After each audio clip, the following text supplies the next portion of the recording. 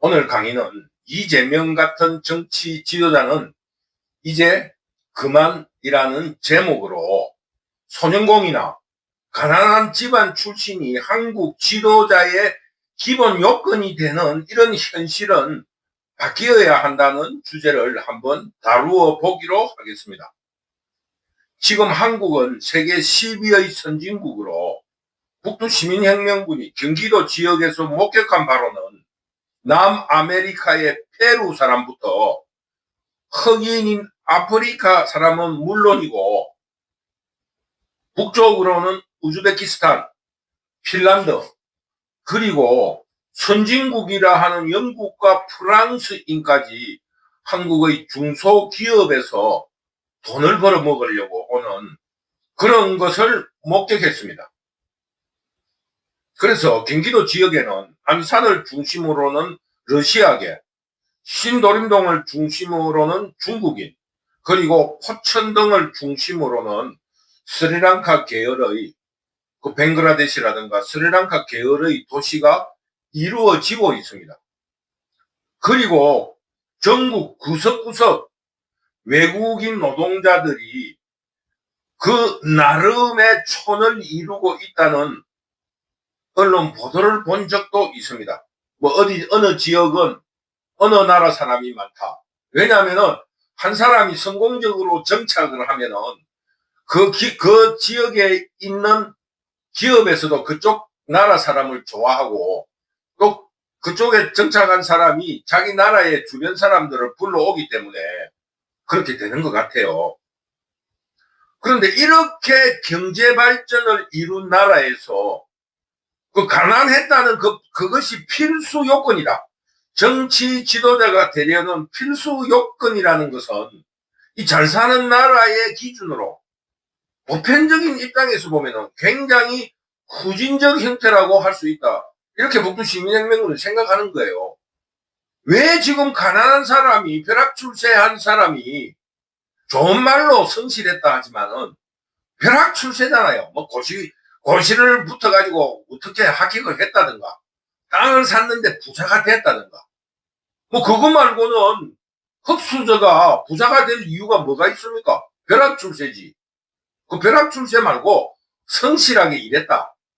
그거는 미화된 말이고 벼락출세인 거 아닙니까?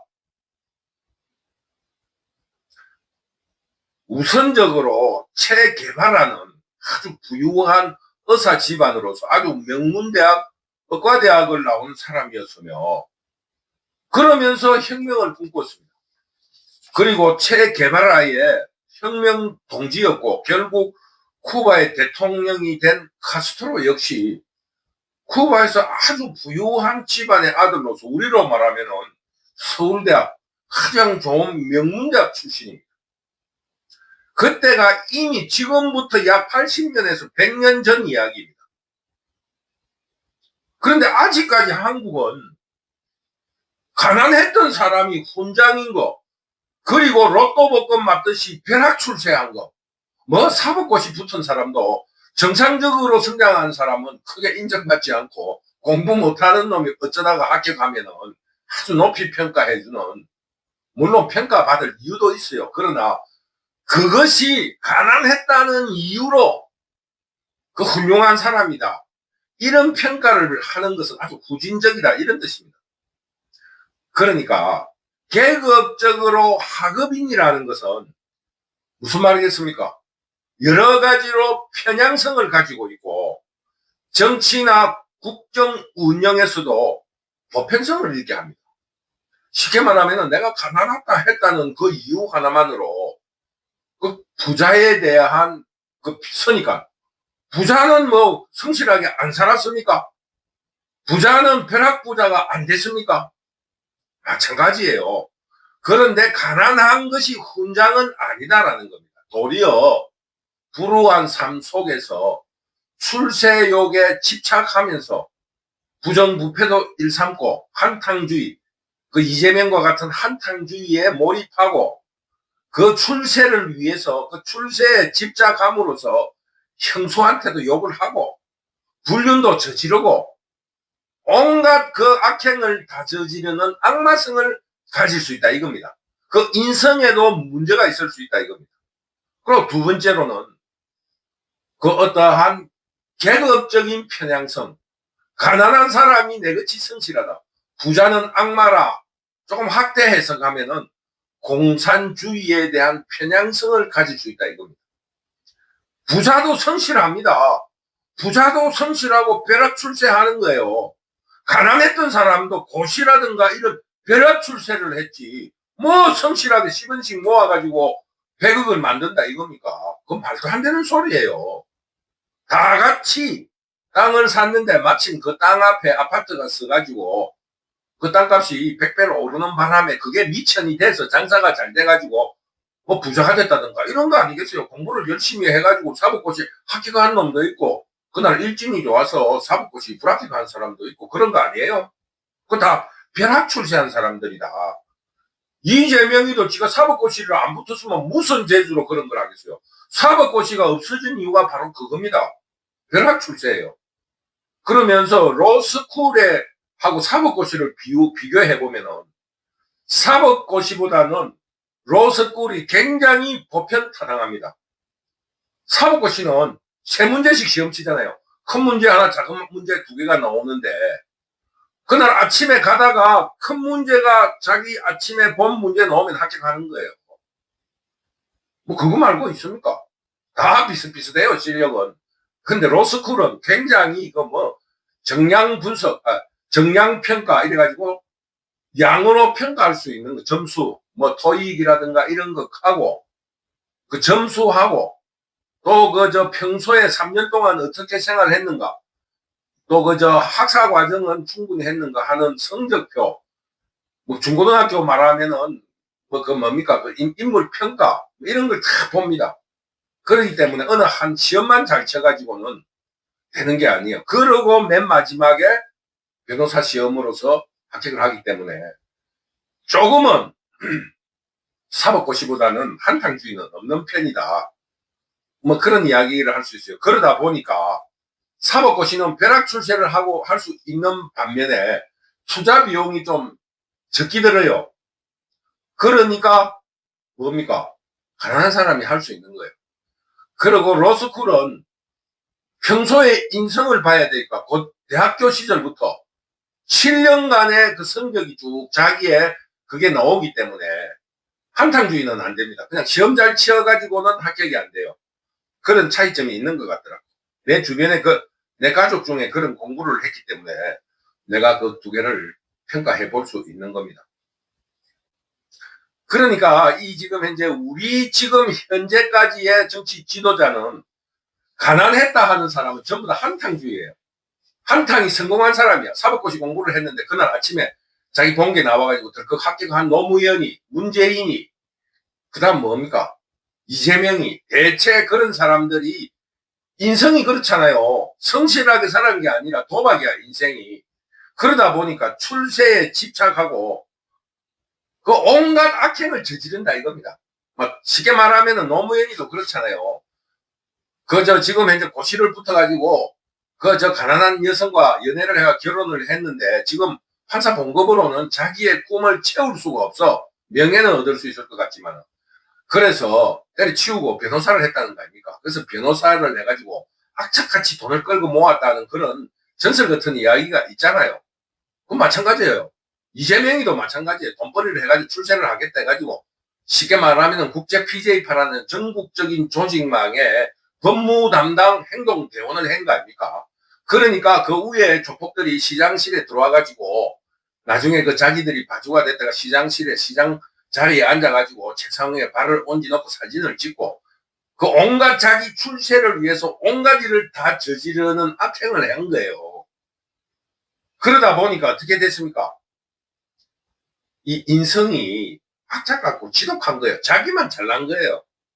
그래 이재명이 얼마나 아나무인입니까? 내가 사법고시 합격했는데 뭐 발언엔 기자가 금방져 이제부터는 내가 기자회견 안 해. 뭐 의회에 가서 난리치고 부정부패를 해도 내가 변호사인데 내 이거를 변호할 수 있어. 그 판사 동기들 들이대가지고 말이야 연기나 하고 이 온갖 악행을 다 저질렀다 이겁니다. 지금 벌어지고 있는 한국 정치의 경직성은 이재명의 이런 인성, 그리고 자기가 옳다고 하는 이념적 편향성의 결과라고 할 수 있다. 북두시민혁명군은 그렇게 생각합니다. 가난한 사람이 출세를 한다든가 이런 말이 있잖아요. 자수성가한 사람은 사회생활을 못한다고. 보통 청년들 중에서 부모에 대해서 살인을 한다든가 이런 살인자를 보면은 자수성가한 부모가 많다고 하잖아요. 그것처럼 이런 일확천금 한탕주의가 성공한 벼락출세한 놈들이 정치 지도자가 되는 일을 이제 막아야 한다, 이런 뜻을 가지고 있습니다. 그러니까 어떻게 됐습니까? 가난하면서 이제 대통령 후보까지 돼서 이재명이 이제 이럴 것도 없는 거야. 지 할 일을 다 한 거야. 그거 나머지는 하늘의 뜻입니다. 그러니까 이럴 것 없는 가난해서 여기까지 출세했으니까 이제 공공성은 사라지는 거예요. 내 인생 전부와 대통령이 되는 거하고 동치를 시켜버려요. 같이 바꿔버려요. 더구나 이 공공성이 사라지는 그 속에 자신의 과거의 범죄 행위가 드러나면서 인생 전부가 부정되는 상황이 벌어질 때는 공공성, 이 공동체에 대한 이런 게 없는 거예요. 공동체가 파멸하느냐 내가 죽느냐, 국민들 너가 둘 중에 선택해라. 이재명이의 지금 마음 자세는 그렇다 이겁니다. 좋다, 국가가 말하느냐 내가 죽느냐 한번 보자. 나는 죽어도 돼. 이제는 뭐 할 거 다 한 거야. 내가 죽나 이 나라가 망하는 거 한판 해보자. 바로 이게 지금 가난한 사람이 벼락출세를 하면 가지게 되는 마음 자세라 이겁니다. 깡패들이 그렇잖아요. 맨 마지막에 하는 게 뭡니까? 그 자해 아닙니까? 자해. 경찰이 오면 제일 마지막에 하는 게 뭐예요? 자해예요. 자해. 그 지금 궁지에 몰리면은 자해를 합니다. 그 조폭이라든가 범죄인들, 살인자. 나 이제 죽어도 돼! 이거거든. 자해라는 게. 지금 이재명이는 범죄자예요. 그러니 자해를 하는 겁니다. 너희들이 내를 죽이려 하면은 나는 죽어도 돼. 그 대신에 너희도 망해. 바로 이런 자세를 벌이고 있다. 북두시민혁명군은 그렇게 그 분석을 합니다. 그 사람의 심리적인 상태가 나는 이제 죽어도 돼. 이제 나는 죽어도 되니까 여한이 없어. 그러나 내 인생은 부정당하지 않을 거야. 좋아. 내가 죽는가 나가라가 망하는가 한번 두고 보자. 바로 이거예요. 그 쉽게 말하면 동네 양아치 새끼 조폭들이 부리는 경찰들 앞에서 혹은 자기보다 힘이 센 업주들한테 돈을 뜯으려다가 업주한테 맞게 되면 자해를 하잖아요. 좋아, 나는 죽기로 네가 망하나 내가 죽나 한번 보자 하는 그게 자해입니다. 자해. 지금 이재명이는 자해를 벌이고 있는 겁니다. 그러니까 완전히 공공성 사라지고, 공공성이 뭐예요?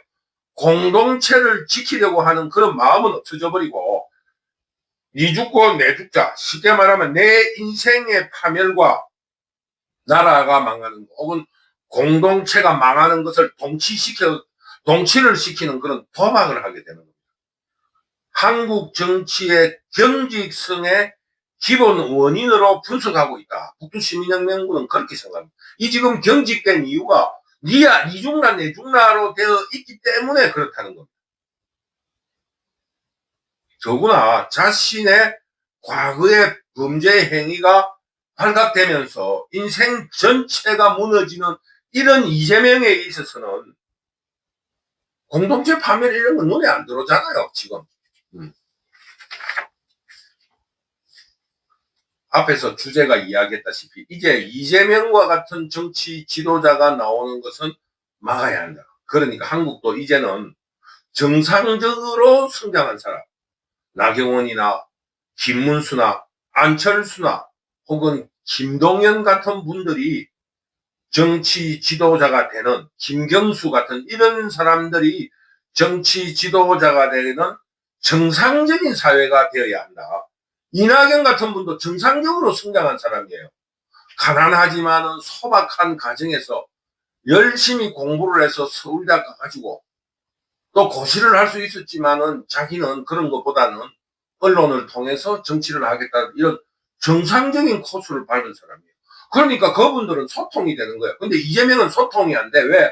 소통되는 순간에 자신의 범죄 행위는 발각이 되고 그동안의 악행으로 살아왔던 모든 그것이 부정되는 현실 앞에서 소송할 수 없잖아요. 발각될 수 없잖아요. 모든 게 자기 말이 옳다. 밝혀지는 것은 안 된다. 이런 거 아닙니까? 그러니까 사회 발전에 따라서 정치 지도자의 덕목도 바뀌어야 합니다. 과거 한때에 가난이라는 것은 한국 국민들이 그 가난이나 궁핍, 이것이 한국 국민들의 보편성일 때가 있었습니다.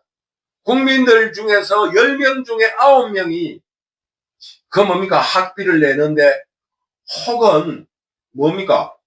뭐 책을 사는데 그게 마음대로 할 수 있는 국민들이 19은 없었습니다. 그게 대개 다 가난했어요. 그러기 때문에 가난에 서로 동질성을 가지고 있는 겁니다. 가난했는데도 저놈의 새끼는 결국 판검사가 돼가지고 정치 지도자가 됐구나. 이런 보편성을 가지고 있는데 지금 정치인이 주장하는 가난이라 하는 거는 가만히 들어보면은 경제적이거나 혹은 일시적인 그 어떤 가정이 함정에 빠졌다 뿐이지 그 집안적으로 그 울타리적으로 볼 때는 부유했다고 할 수 있는 거예요. 그러니까 자기가 출세하기 위해서 궁핍과 가난을 거짓으로 가장을 하거나 과장시킨다 이 말입니다.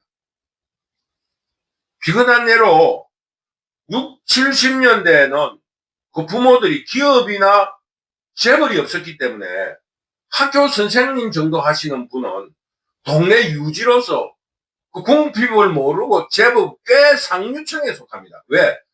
부모가 그 시절에 학교 선생을 할 정도의 여유가 있었다면 자기 아버지의 아버지, 할아버지가 자기 자식을 농사일을 시키지 않고 머슴을 두고 있을 정도는 됐다 이겁니다. 옛날에는 돈이 없어서도 학교를 못 보냈지만은 일손이 없기 때문에 일손을 하나 데려가지고 이 아들을 학교 보내고 그 농사일을 들려면은 일손을 하나 사야 되는 거예요.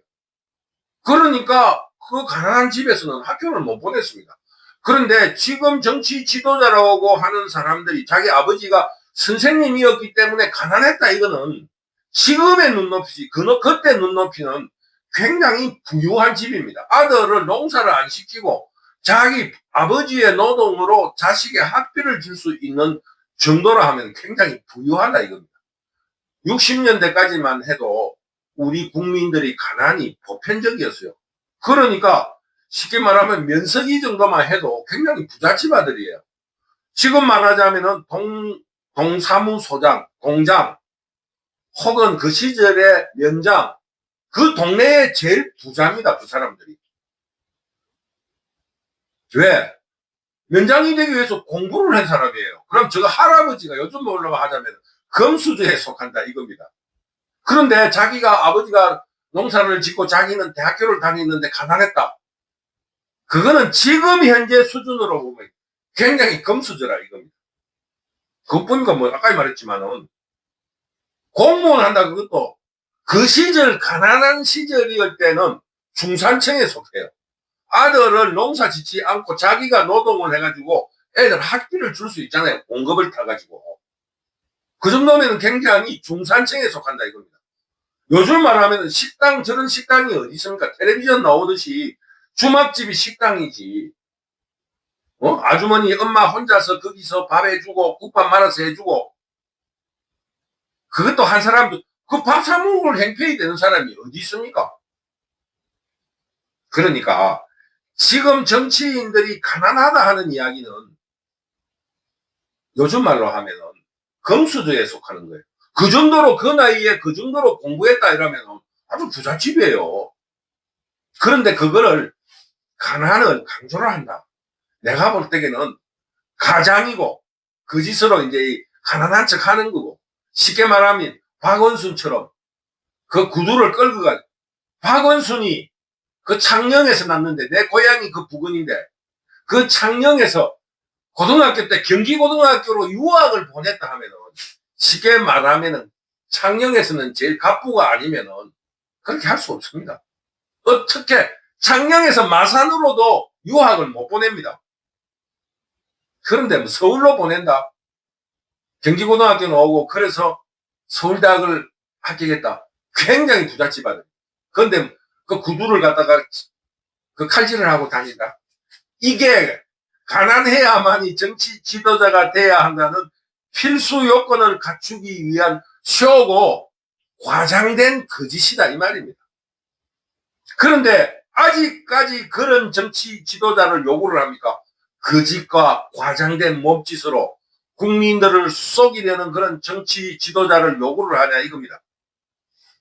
그러니까 다시 말하지만은 그런 사람, 지금 정치 지도자연 하면서 가난했다고 주장하는 사람들은 일시적으로 집안이 몰락했다거나 좀 가난했지만은 요즘 말로 하면은 자본이 화폐고 또 금전만이 아니라고 주장하는 사람들이 많잖아요. 그것처럼 금전적으로 한때 가난했지만은 인프라, 아버지의 학력이 높다든가 큰 기술을 가지고 있다든가 그러니까 해방 이후라든가 6.25 사변이라든가 혹은 주변에 사기를 당해가지고 일시적인 그 뭡니까 가난에 혹은 집안이 운명적으로 인생의 함정에 빠진 적이 있었지만은 가정의 인프라는 금수저였다. 북두시민혁명군은 이렇게 생각을 합니다. 그 시절을 살았던 사람으로서 그렇지 않고는 고등학교를 갈 수가 없습니다. 내가 지금 현재 70년대 학번인데 내보다 2, 3년 위에는 시골에는 중학교 나온 사람 별로 없습니다. 그런데 서울에 유학까지 했다. 서울대학을 갔다. 이거는 부잣집 아들이 아니고는 할 수 없는 일입니다.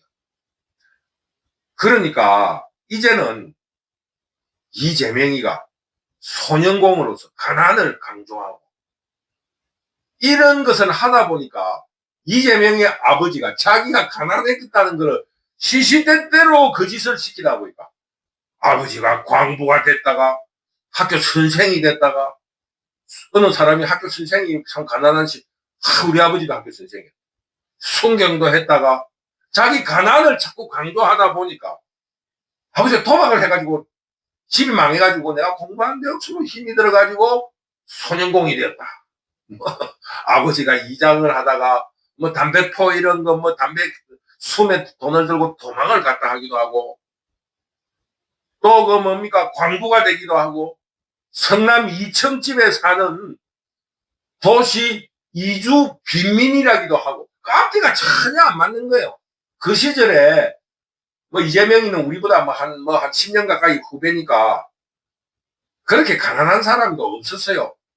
그러니까 우리보다 10년 후배니까 그 이재명이가 그 어릴 때 70년대 초쯤 됐을 때 성남이 생겼잖아요. 청계천 복귀를 하면서 청계천에 살던 사람을 전부 다 성남으로 보냈지 않습니까? 그 성남 그 뭡니까 민중폭동도 일어나고 했잖아요. 그러니까 그렇게 성남에 흘러 들어왔겠죠. 거기에 이제 막 그 빈민들이 살 때니까. 근데 이재명이는 거기 이천집에 사진을 번듯이 걸어놓고는 자기가 소년공이 됐다 하면서 소년공을 하고 또 말이야 그 시장에 가서는 우리 어머니가 말이야 생선 장사를 했다 하기도 하고 이게 필수 요건이 되다 보니 좀 거짓말을 시키는 거예요.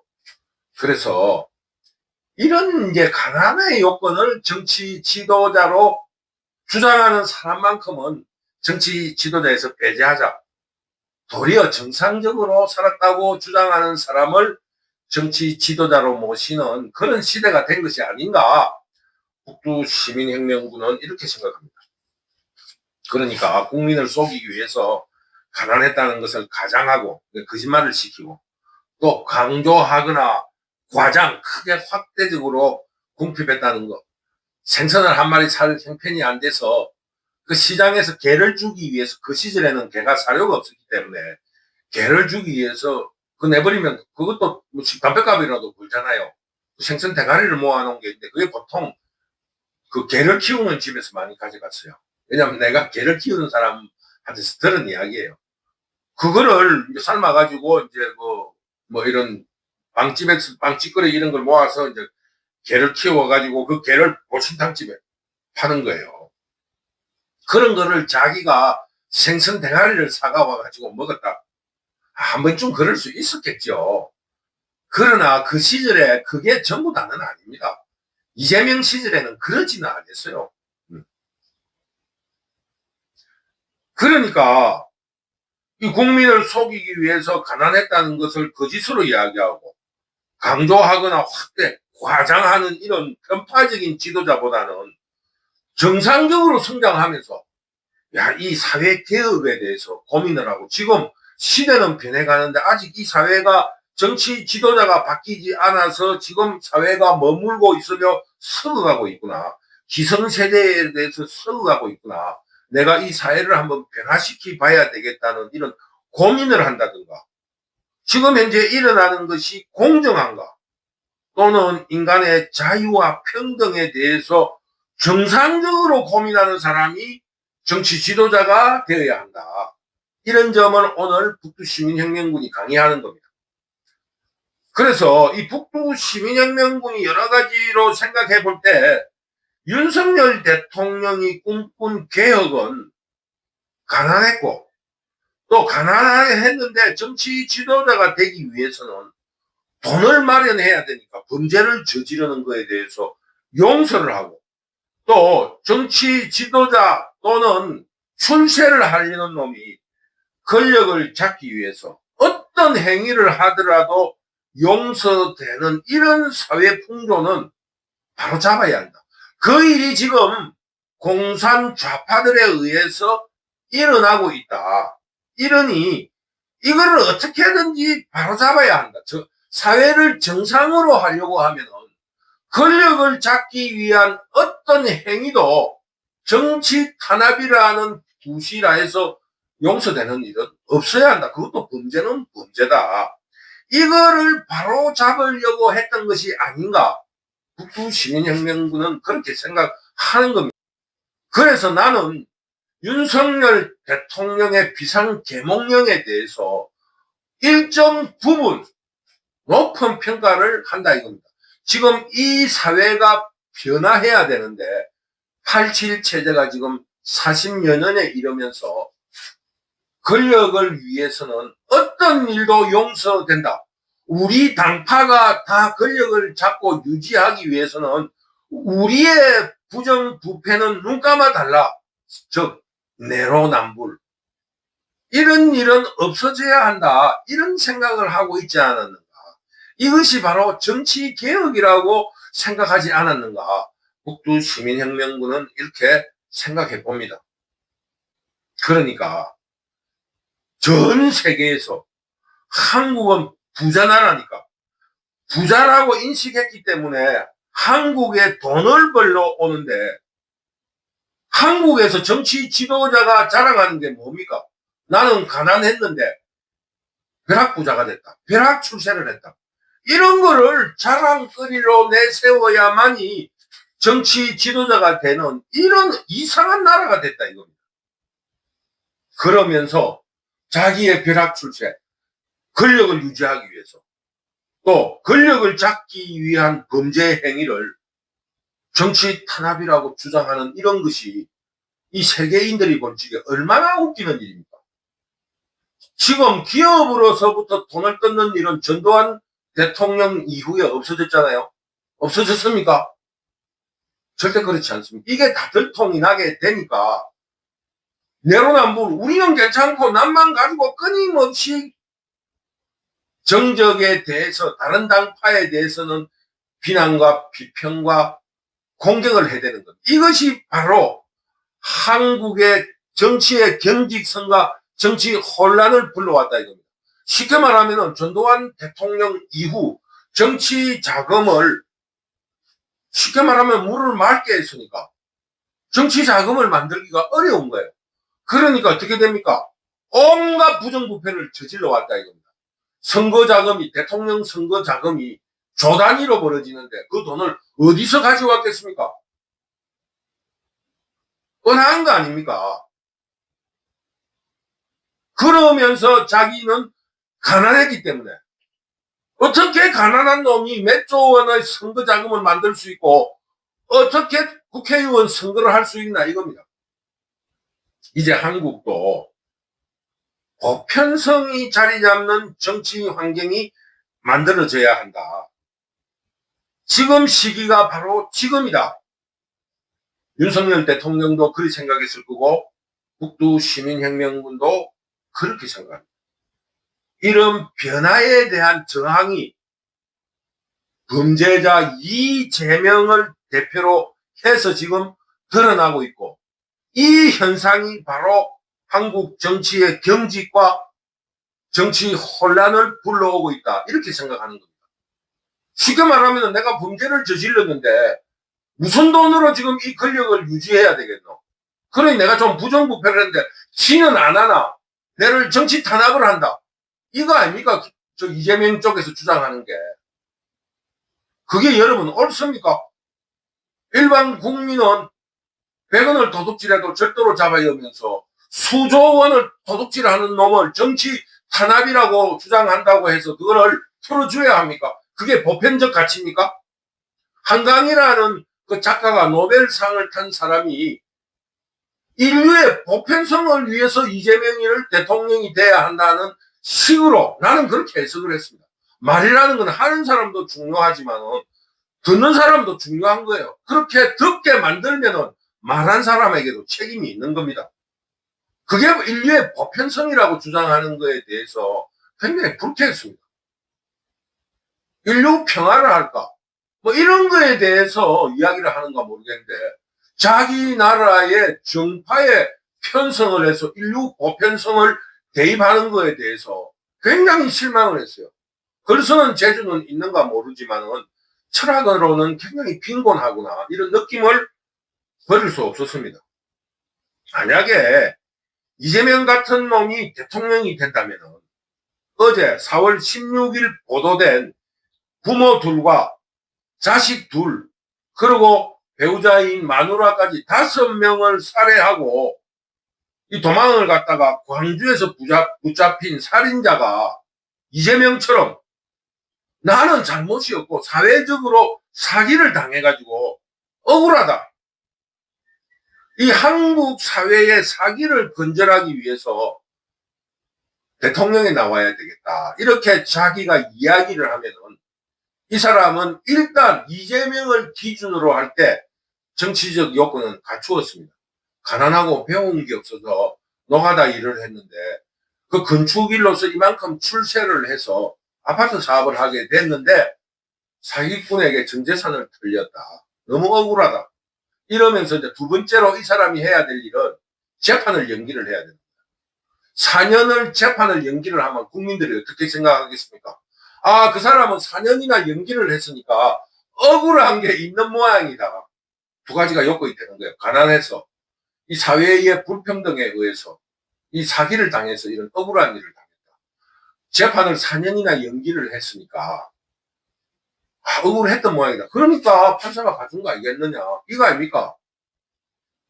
단지 이 사람은 이재명보다 없는 게 있어요. 이 사람 한꺼번에 5명을 주고 있고 이재명은 띄엄띄엄 한 10년 세월에 7명이 날아간 거예요. 죽기는 그 이재명 주변이 더 많이 죽었는데 이 사람은 한꺼번에 죽였고 이 사람은 띄엄띄엄 죽였다는 거. 그게 조금 다르고 두 번째로는 이재명이는 권력을 잡았고 그 과정에서 권력을 잡았고 이 사람도 앞으로 4년 내에 재판을 연기하는 그 기간 내에 국회의원 옥중 출마를 하게 해가지고 당선이 되면은 대한민국의 대통령 자격 요건을 99% 갖추어가지고 지지율이 약 한 55% 정도 나올 수 있어요. 왜? 억울하니까. 이 억울하게 살았잖아요. 가난해가 배우지를 못하고. 열심히 살아가지고 아파트 사업을 벌릴 정도 같으면 얼마나 성실히 살고 사업을 열심히 했겠습니까? 그 돈으로 대법원 판사를 갖다 줘가지고 1심 재판을 4년을 끌면은 되겠는데 그 필요 조건이 하나 더 있어요. 그동안에 권력을 잡아야 된다는 거. 그 다음에 한꺼번에 죽인 이거를 어떻게 해든지 시간을 끌면서 변명을 해내라. 그게 지금 이 사람이 갖추지 못한 거예요. 지금 우리가 이런 정치 지도자를 요구를 하는 시대 정치인이 있습니까? 우리가 지금 세계 12국가에서 그런 정치 지도자를 대통령으로 만들어야 되느냐 안 되느냐로 싸워야 되는 그런 나라입니까? 한심하다 못해 기가 찰 노릇입니다. 이런 아프리카 같은 미개한 정치로는 한국의 미래는 발전을 이룰 수가 없습니다. 이런 이유로 비정상적인 인성을 가진 이재명은 절대 대통령이 아니라 대통령 후보도 되어서는 안 된다. 이것이 북두시민혁명군의 주장입니다. 그러니까 다시 말해서 올바르게 성장한 사람들이 나경원이라든가 김문수라든가 또 그 뭡니까? 바둑이 김경수라든가 김동연이 이런 사람이 정치 대통령 후보가 돼가지고 서로 그 최고 정치 지도자로서 경쟁을 해야지. 무슨 저런 썩어 빠진 놈이 대통령 후보로 나오느냐. 모든 것이 결과론이에요. 1심이 연기된 건 돈 써서 했는데 억울해서 재판이 연기된 거 아니겠느냐. 나는 아무 죄가 없다. 범죄 행위. 내가 이 권력을 유지하고 우리 당파가 대통령이 돼야 되는데 방식은 이거밖에 없다. 이런 대통령 후보가 나와서 되겠느냐 이거예요. 전번 시간에도 말했지만은 일단 범죄가 성공하면은 한탕주의가 성공하면 되는 이런 위대한 사회를 만들려고 하는 공산반란 도둑대들을 이번 기회에 완전히 척결해내야 된다. 이것이 북두시민혁명군의 오늘 강의 주제입니다. 그래서 우리 자유우파 시민들은 지금 현재 경선이 참 좋습니다. 그대로 유지를 하세요. 그리고 경선 끝난 뒤에 우리는 일치를 강요하기 위해서 우리 모두가 각자로 경선을 하면서 끝난 뒤에는 통합한다라는, 그래서 공산 반란 도둑대들을 완전히 소탕하고 토벌해내겠다라는 이런 각오를 더욱 단단히 다져주실 것을 당부드립니다. 오늘의 강의는 지금 앞으로는 정치에 정상이 주류이고 비정상이 한 10% 정도 섞이는 그런 사회로 만들자. 지금 현재 사회는 비정상이 주류고 주인공이고 정상인 사람이 이상한 비주류가 되는 이런 사회에서 하루빨리 탈출하도록 하자. 이것이 북두시민혁명군의 강의 내용이었습니다. 북두시민혁명군 유튜브를 시청해 주시고 늘 응원해 주셔서 감사합니다. 감사합니다.